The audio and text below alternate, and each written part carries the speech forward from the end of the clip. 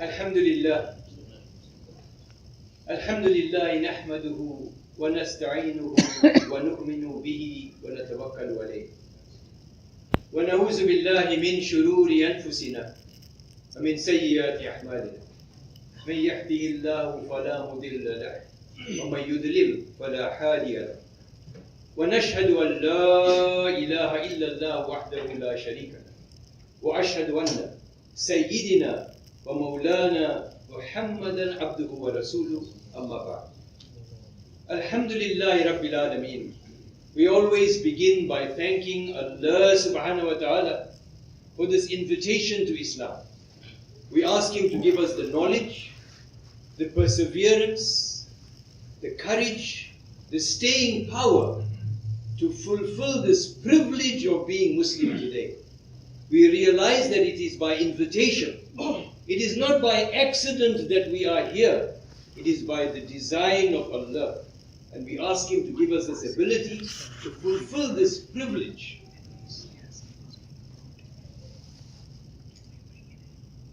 Again, by the will of Allah, we live in very unsettled times. Very, very unsettled times. The UN Refugee Agency, they report that there are over 65 million refugees in the world today. Over 65 million people have been displaced because of violence and wars. We live in very unsettled times. Absolute lunatics are given the most destructive weapons and encouraged to kill. And you know, we facilitate them. We give these people credibility. Instead of calling them murderers, we call them Islamic State. We facilitate them. We live in very unsettled times. The Abu Jahals of our time, the Abu Lahabs of our time, the Abdullah bin Ubays of our time have been elected into office. And we see them emerging from the rot, spreading their message of hate, of disunity, of confrontation. How does a servant of Allah traverse these treacherous times? What does the servant of Allah do? That's the topic today, inshallah. What should we do to navigate these treacherous times? Number one, beware of the invisible enemy, disunity. Disunity is a virus. It is a parasite. It is a disease. It saps away your courage, your stamina, your will to succeed. It destroys the will to succeed. It spells failure. Disunity spells failure. Allah lays out the sequence of destruction that occurs by disunity. Allah lays out the sequence of destruction. Allah says, يا أيها الذين آمنوا إذا لقيتم فئة فاثبتوا واذكروا الله كثيرا لعلكم تفلحون وأطيعوا الله ورسوله ولا تنازعوا وتفشلوا وتذهب ريحكم واصبروا إن الله مع الصابرين. O you who believe, when you meet a force, be firm and remember Allah much, that you might prosper. And obey Allah and His Apostle, and fall into no disputes, lest you lose heart and your power depart. Fall into no disputes, lest you lose heart and your power depart. And be patient and persevering, for Allah is with those who practice sabr, patience. You know, when disputes erupt, hearts are alienated.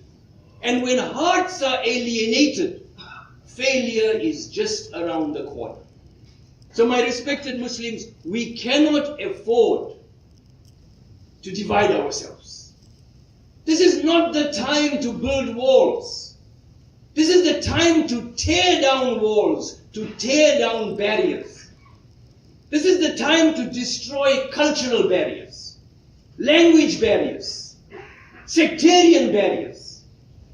This is the moment in history to lay waste to all those "it's my way" or the highway barriers. And to help us on our way, to help us see through this haze, here are two episodes from the history of Rasulullah sallallahu alaihi wasallam. To help us see through this cultural interpretation of Deen. We should not see Deen through our tribal lenses. We must see it as taught to us by Rasulullah sallallahu alaihi wasallam. Now here are two simple case histories to help us navigate. The Battle of Badr was fought in Ramadan. Some companions fasted, some did not. Those who fasted did not assume superiority over those who did not. You see, Rasulullah sallallahu alaihi wasallam had nurtured his companions to such an extent that judging others was not a popular pastime. Today, my respected Muslims, we do nothing but judge each other. We're going to get rid of this. During the invasion of Banu Qurayza, the Asr time arrived. The Asr time arrived. And some companions immediately stopped to perform the Asr. Others said they will perform the Asr Salah after the confrontation. Rasulullah sallallahu alaihi wasallam rebuked neither. You see, Rasulullah sallallahu alaihi wasallam knew Allah's rules. And in this case, the rule was فَإِنْ خِفْتُمْ فَرِجَالًا أَوْ رُكْبَانًا فَإِذَا أَمِنْتُمْ فَاذْكُرُوا اللَّهَ كَمَا عَلَّمَكُمْ مَا لَمْ تَكُونُوا تَعْلَمُونَ. If you fear an enemy, pray on foot, or pray while riding, or pray in any way that is convenient. But when you are in a state of security, celebrate Allah's praises. We must learn to swim against the current.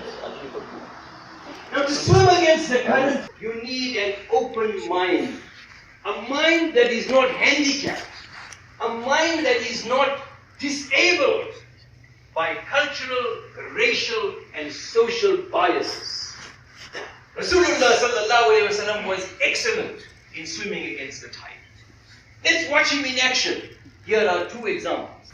Rasulullah sallallahu alaihi wasallam took a large number of prisoners during the Battle of Badr. Pagan prisoners. He struck a deal with them.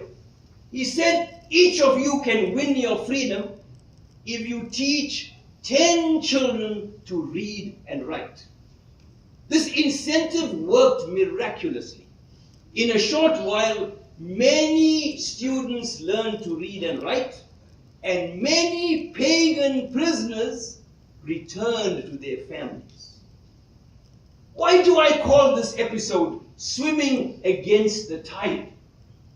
You see, the concept of freedom for education was revolutionary. No leader at the time had taught about it. No leader of the time had practiced it. Rasulullah sallallahu alaihi wasallam was revolutionary. Rasulullah sallallahu alaihi wasallam understood the emotional, the psychological, and the financial implications of separating a breadwinner from his family. He understood this. I submit to you that the incarceration industry in this country is a multi-billion-dollar profit center which is not going anywhere soon. Look at Rasulullah sallallahu alaihi wasallam's knowledge. First world nations cannot equal his knowledge today.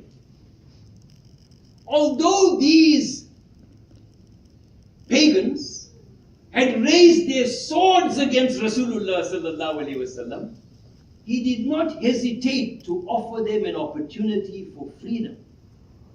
Today you and I are so impulsive that if someone draws a stick figure of Rasulullah sallallahu alaihi wasallam, we lose our marbles. My respected Muslims, when we lose our calm, when we lose our tempers, when we lose control, we are calling shaitan into the equation. We are saying to him, welcome, please pilot my plane. I don't have the means. When we lose control, we are inviting shaitan. In this day and age, we must remember control. And the best way to remember control is to look at Rasulullah sallallahu alaihi wasallam. Many of us would say, what could these pagan prisoners teach my children? Keep them away from these impressionable young minds. Rasulullah sallallahu alaihi wasallam says, no. Wholesome education is so important. Take it from wherever you can get it, even pagans.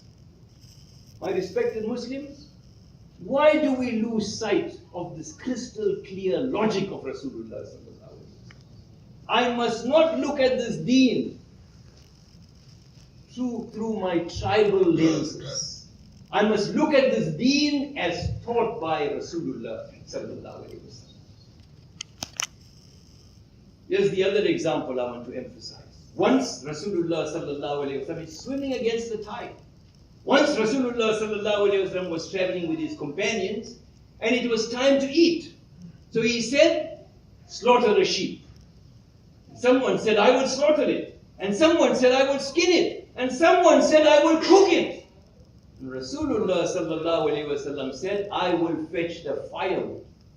And they said, but Prophet of Allah, we can do that for you.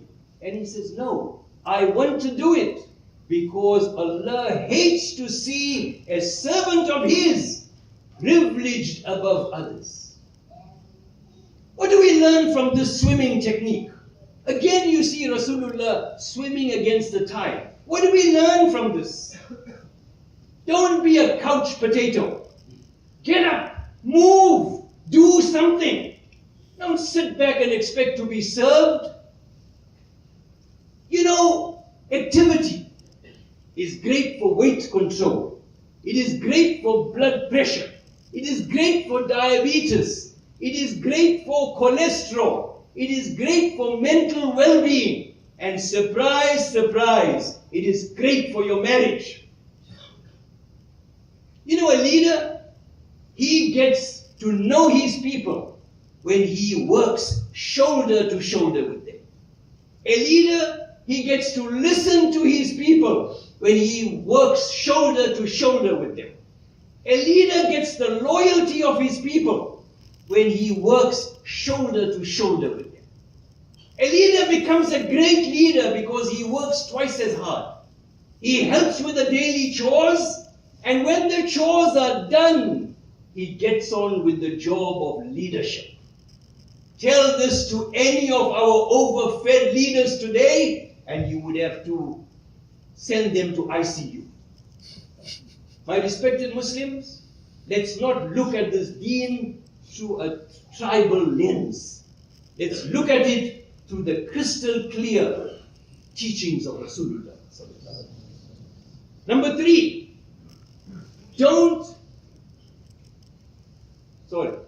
Number 3, participate in the political process. Don't make sweeping statements like, it is haram to vote. Islam does not allow us to participate in such things.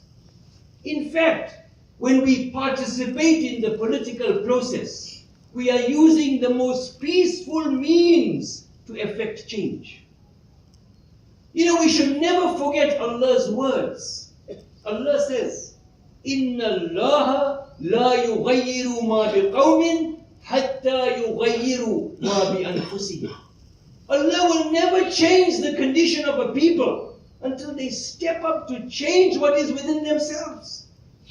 Allah says, وَأَلَّيْسَ لِلْإِنسَانِ إِلَّا مَا سَعَى. Man will have nothing but what he strives for. Rasulullah sallallahu alayhi wasallam was a super statesman. Sure, he loved his companions, and sure, he sat among the Sufa. Yes, he did. But he was also a brilliant politician. You know, he entered into diplomatic alliances with Jews, with Christians, with pagans. Today we say, I don't want to talk to them. Where's this coming from? What kind of shallow thinking is this? When we know Rasulullah sallallahu alayhi wasallam did different. What do you think Rasulullah sallallahu alayhi wasallam was doing when he sent envoys carrying letters marked with his seal, Prophet of Allah, to the leaders of the time? You know, he sent envoys with letters to the king of Egypt, the emperor of Persia, the emperor of Byzantine, the governor of Bahrain, the governor of Yamama, the king of Damascus, the king of Oman. What do you think he was doing? Sure, he was inviting to Islam, but he was also participating in the political process. He was reaching out to influence change. He was reaching out to announce the establishment of the Muslim Republic. My respected Muslims, we should never make sweeping statements. We should go back to base. Go back to Rasulullah. Number 4. Don't be a bull in a china shop. Let me take time to be politically correct here. When I say China, I don't mean the People's Republic of China. I mean China as in expensive crockery. And when I say bull, I don't mean it in the vulgar sense. I mean bull as in bullfight. You know, when life presents a scenario that requires the sophisticated tools of diplomacy, of compromise, of negotiation, of restraint, don't take the easy way out. Don't reach for a baseball bat. Don't reach for a caveman's club. Don't be a bull in a china shop. That's what we are today. Something happens and we behave like a bull in a china shop. Here are 2 examples from the life of Rasulullah sallallahu alaihi wasallam, which shows a master craftsman in action. It shows a master diplomat in action. Listen carefully.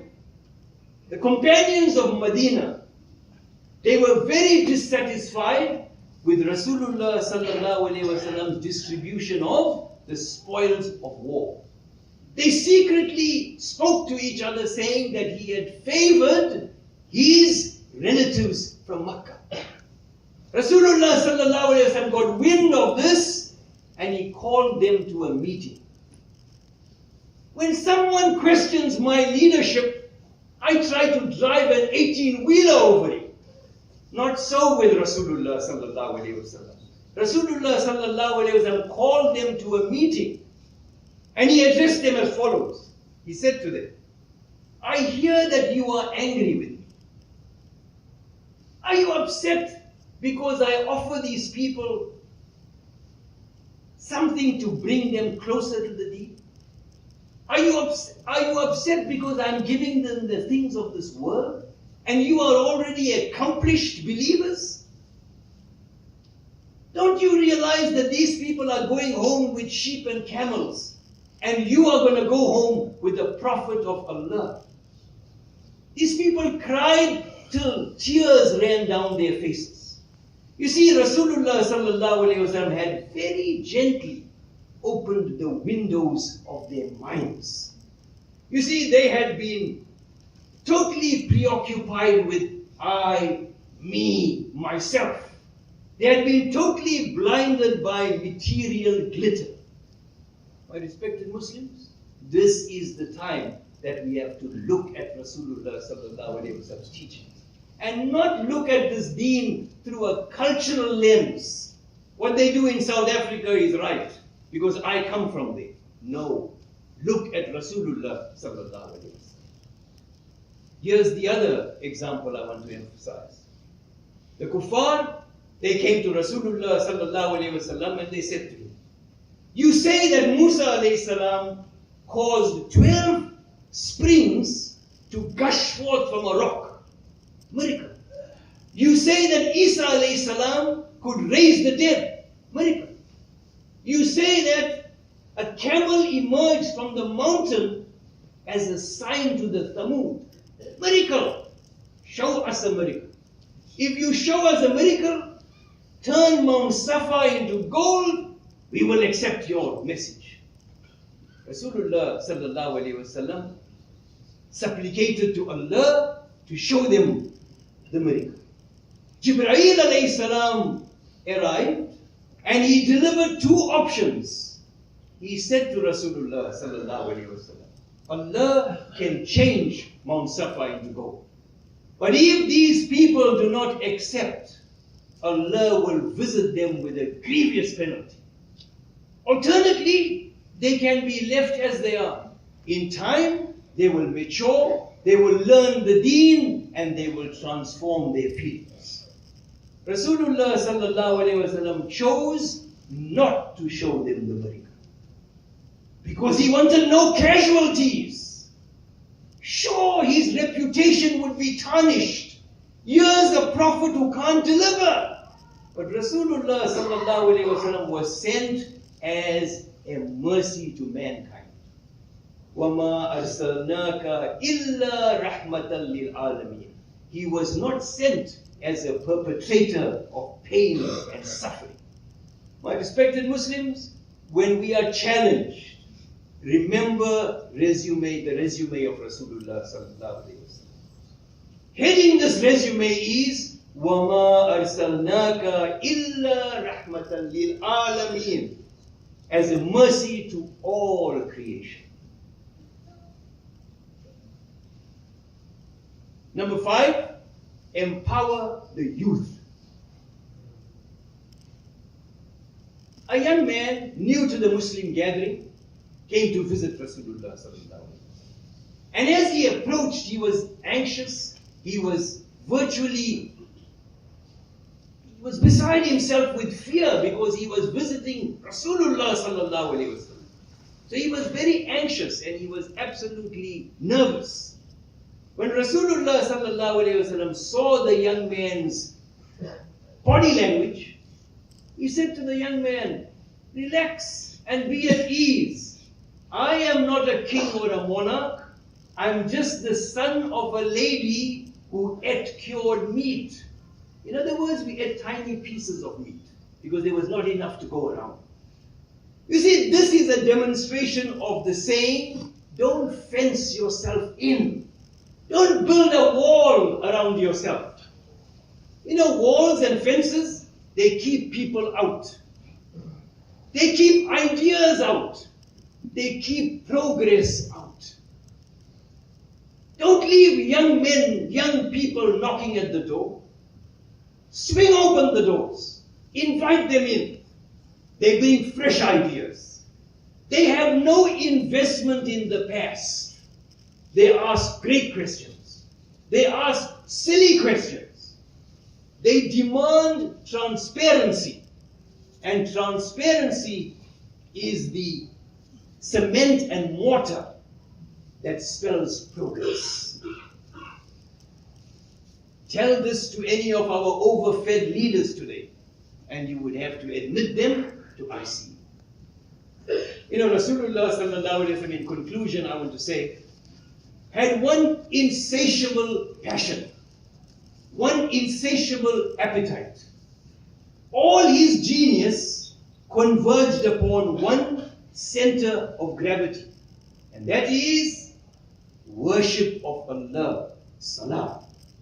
All his genius converged upon worship of Allah.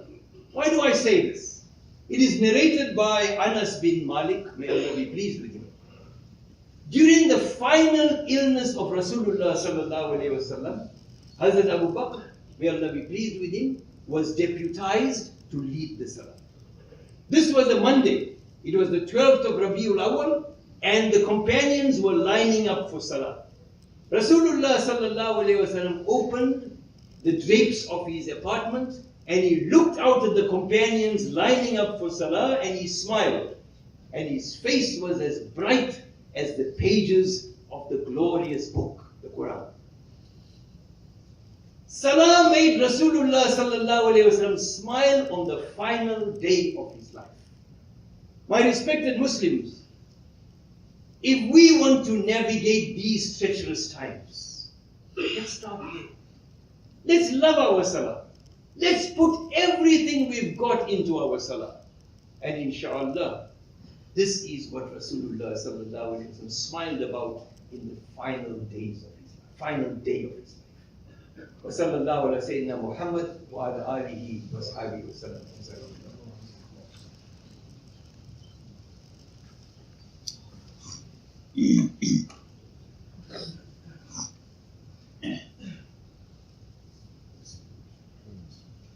الحمد لله الحمد لله رب العالمين أشهد أن لا إله إلا الله وأشهد أن محمدا عبده ورسوله.